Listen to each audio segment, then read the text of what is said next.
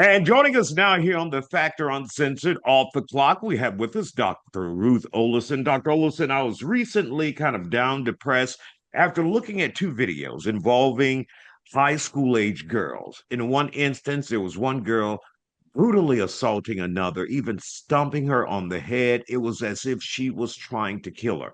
Then there was another video involving young girls fighting. Once again, a group brutally beating another girl. And I'm like, what is going on with our youth, our children?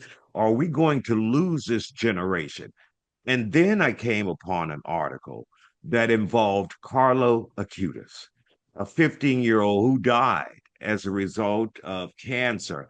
But now he is the first millennial to be elevated to the status of saint by the Catholic Church, which is an incredible story and something we don't expect to hear, with so many bad videos on social media.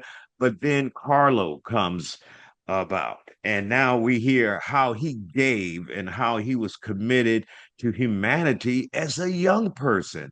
What do you know about this kid? I am so enthralled and so happy that you sent me that video. I was so inspired by his humanity and by his commitment to being the best that he could be. He got introduced to Jesus and he became a follower. But I'm so and it almost like wasn't in a religious way, but in a way to live your life, making life better for everyone just because you show up. I'm so amazed by his short life. Actually, his life wasn't short because he's carrying on, and he's even inspired me in a way to address some of the issues that I have to deal with, in my ministry and in the community. I love him so much. Absolutely. 15 years old, he died as a result of cancer, I think bone cancer. Or And leukemia, one of those. yeah, and as a result of that, they saw the service that he did to the world, to the community, providing for the homeless, feeding them, helping kids who were bullied, all at 15 years old and younger. And he didn't come from a particularly very religious family. It was just who he was, but he was religious and he believed in God and he was in the church. And it was enough for the Pope. The previous Pope had plans on doing it in April, but that Pope died. And now this new Pope is going to elevate him to sainthood, which is something we rarely get to see. Amazing. I love him. What he showed was don't want to say it like this, but I'm going to say it like this. You don't have to be anybody special to do Yeah, good yeah. things. You can And then just, you become special. right, just by doing good things, just by thinking well, just by trying to solve the problem, just by being the light. I'm so inspired. I think there are a lot of good young people.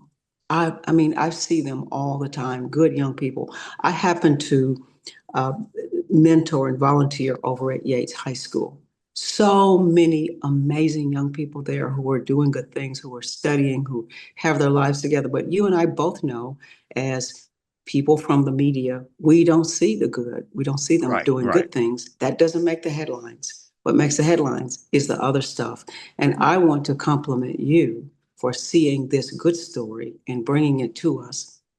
And I hope everybody will watch the video because it is absolutely inspiring. And whether or not you're Catholic, whether or not you believe in veneration and elevation and sainthood and all of that, you can still be inspired by the life, the total commitment of this young man to doing good.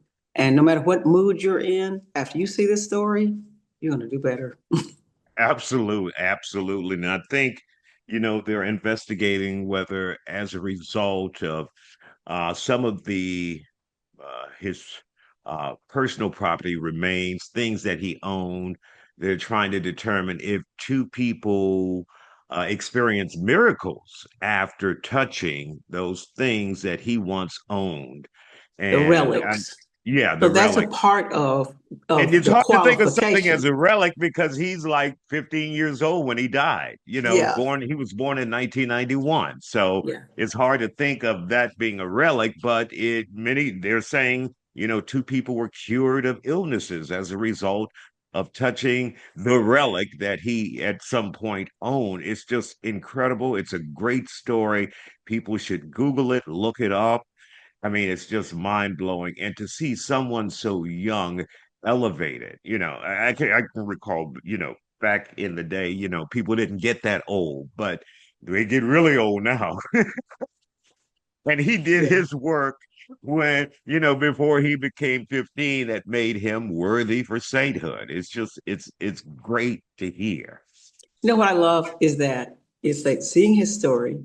I recognize that not in a real how it's a traditional way, but in a way in reality we can all be saints if we do things the way God wants them done, and that is to love people, to respect people, to do all the good we can wherever we can. Just be good. Just do good. I love that. Thank you so much for bringing his story to us. I'm gonna go watch it again and again, and I'm gonna It's have an my incredible grandchildren to story. watch it too. Absolutely. Well, if you want to look it up, make sure you look up the future saint who will be elevated. I can't remember the exact date when the canonization will take place, but it's Carlo Acutis, born in London, and he passed at 15 years old, and the Pope will elevate him to a saint. Dr. Ruth Olison, thank you for joining us. And where can we find you if we want some Sunday services so we can Yes. start our path, our journey? uh, Beulah Land Community Church, 3335 Holman. And we meet at 12 o'clock. So I'd like to tell people you can sleep late, come to church. And by the way, you can still make some of those brunches afterwards because we won't be there all day. There you go. All right, Dr. Ruth. Always good to see you here on the Factor Uncensored and the Factor Off the Clock. Thank you for your time.